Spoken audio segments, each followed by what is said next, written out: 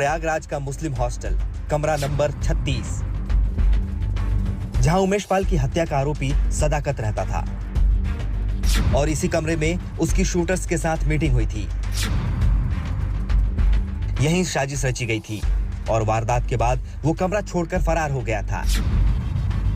सोमवार को प्रयागराज पुलिस ने बड़ी कार्रवाई की। पहले गोलीबारी में एक आरोपी विजय का पुलिस ने एनकाउंटर किया।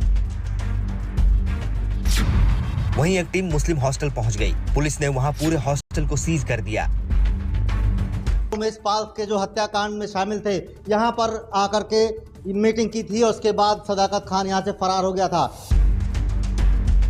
पुलिस फरार आरोपियों को तलाश कर रही है। पुलिस ने दावा किया था कि अतीक के दोनों बेटों को 2 मार्च को बाल संरक्षण गृह में भेज दिया गया, लेकिन अतीक के घर वालों का दावा है कि वो बाल संरक्षण गृह में नहीं है। परिवार अब कोर्ट की शरण में पहुंचा है। अदालत ने भी रिपोर्ट तलब कर ली है। अतीक अहमद के परिजनों को एनकाउंटर का डर भी सता रहा है। अमिताभ यश से खतरा है कि वो पूछताछ के जो बहुचर्चित हत्याकांड हुआ है, इसमें हमारे दोनों भाइयों को जेल से बाहर निकाल के एनकाउंटर कर सकते हैं कि इसमें इनका प्लान था।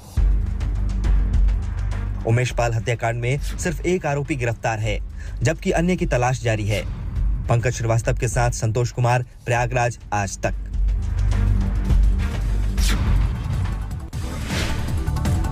अब खबर लालू प्रसाद यादव से जुड़ी हुई, जिनसे आज नौकरी के बदले जमीन घोटाले में सीबीआई पूछताछ करने जा रहे। मामला रेलवे में नौकरी दिलाने का है और सीबीआई के मुताबिक लालू प्रसाद यादव के खिलाफ कई शिकायतें हैं। उसी संबंध में दिल्ली में लालू से सवाल जवाब का सिलसिला शुरू होने जा रहा है।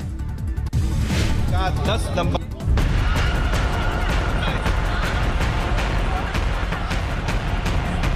एक तरफ लालू यादव होंगे, दूसरी ओर सीबीआई के अधिकारी और साथ में होगी सीबीआई के सवालों की लंबी लिस्ट। दिल्ली में लालू यादव से पूछताछ होने वाली है। एक दिन पहले पटना में सीबीआई की टीम ने पूर्व मुख्यमंत्री राबड़ी देवी से भी सवाल जवाब किए। उनसे करीब 4 घंटे पूछताछ चली। मामला 14 साल पुराना है और नौकरी के बदले जमीन का है। तब लालू यादव रेल मंत्री थे। आरोप है कि रेल मंत्री रहते लालू ने रेलवे में नौकरी देने के बदले उन्होंने कई लोगों की जमीन सस्ते रेट पर लिखवा ली थी। इस मामले में केस दर्ज करने से लेकर अब तक सीबीआई को लालू के खिलाफ कई शिकायतें मिली हैं। जांच एजेंसी उनकी पड़ताल कर रही है। इस घोटाले में कुल 16 आरोपी हैं। लालू यादव, राबड़ी देवी के अलावा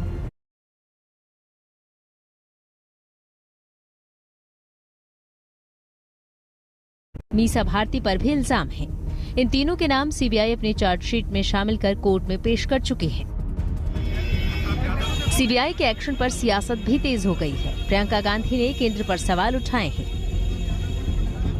ट्वीट कर आरोप लगाए हैं कि जो विपक्षी नेता बीजेपी के सामने झुकने को तैयार नहीं, उन्हें ईडी सीबीआई के जरिए प्रताड़ित किया जा रहा है।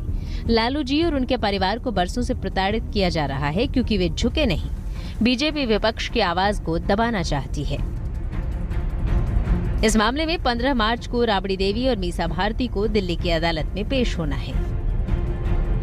पटना से रोहित कुमार सिंह के साथ मुनीश पांडे, दिल्ली, आज तक।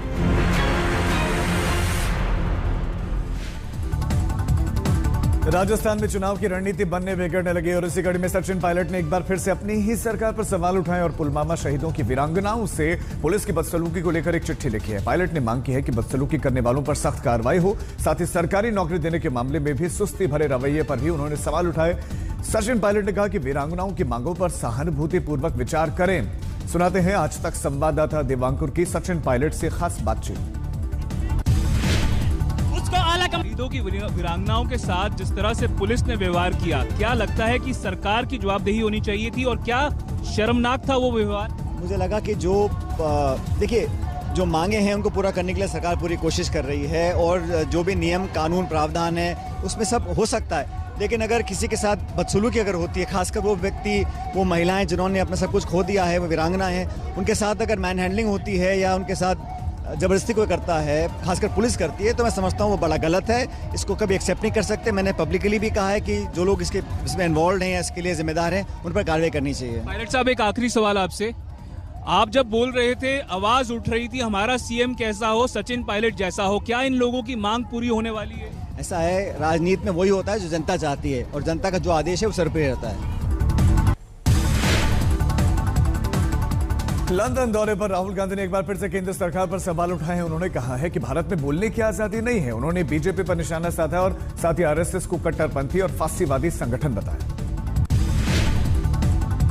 RSS, fundamentalist fascist organization, has basically captured pretty much all of India's institutions. And maybe for those who don't know, can you explain what the RSS is? RSS is you can call it a secret society.